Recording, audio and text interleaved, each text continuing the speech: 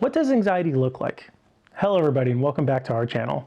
My associate and I are going to be discussing some symptoms of anxiety as well as some mental thought processes that are associated with it. Before we begin, I have to go over full disclosure. I am a licensed marriage and family therapist, and this information is for educational purposes only.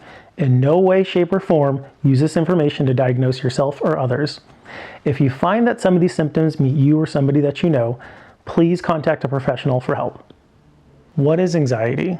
Anxiety is when you're feeling tense, worried, or afraid about something that's going to happen in the future. For example, social anxiety is when you're going out to a social event or situation and you're afraid of being perceived by others and feeling judged by them. You also have phobias, agoraphobia, afraid of going outside. You're afraid of going outside because you don't feel like it's safe and you're afraid something bad's going to happen. Some common symptoms of anxiety include sweaty palms, feeling restless, nauseous, trouble sleeping, trouble focusing, as well as racing thoughts. Some of these symptoms may overlap with other diagnoses, which is why it's crucial for a professional to diagnose you. A common feature of anxiety is unhealthy thinking patterns. 3 unhealthy thinking patterns that my associate and I see in therapy are catastrophizing, the coulda, shoulda, wouldas, as well as absolutes. Catastrophizing looks like you're blowing things out of proportion. For example, imagine if you're driving down the freeway and you get a speeding ticket. And after you get your speeding ticket, you think, oh my gosh, I'm not going to be able to afford my medical bills. And if I don't afford my medical bills, I'm going to lose my house. And after I lose my house, I'm going to end up homeless on the street. You're blowing things out of proportion. Something small happened and you're making the worst of it. The second unhealthy thinking pattern that we see in therapy are the coulda, shoulda, wouldas. I could have said something.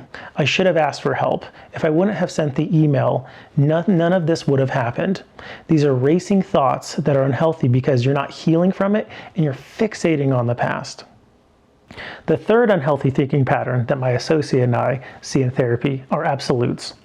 If I don't get an A, then I'm a failure, or perhaps the most famous example of an absolute.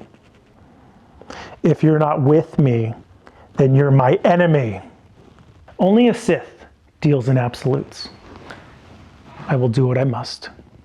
In treatment, we start with coping skills and grounding techniques because you're doing emotional reasoning, because the logical part of your brain is offline when you're feeling anxious. Do you remember the thought we just reviewed? If I don't get straight A's, then I'm a failure. That's emotional reasoning. And in treatment, what I like to do is an intervention that I call Judge Judy. Imagine you're putting this thought on trial. The prosecution, what do they say? Oh, if I don't get straight A's, then I'm a failure. What else? What is the other evidence? There's none because it's an emotional thought. And then you go to the defense. What does the defense say? Hey, there's plenty of people that do not have a 4.0 that are successful and are not failures. There's people who even drop out of college. You have Mark Zuckerberg, you have Bill Gates, who dropped out of college and are extremely successful.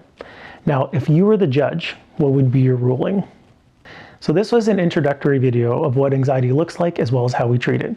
I hope you guys liked the video, and if you did, please like and subscribe. And if you didn't, send it to somebody you don't like and waste their time too. Thank you guys for watching.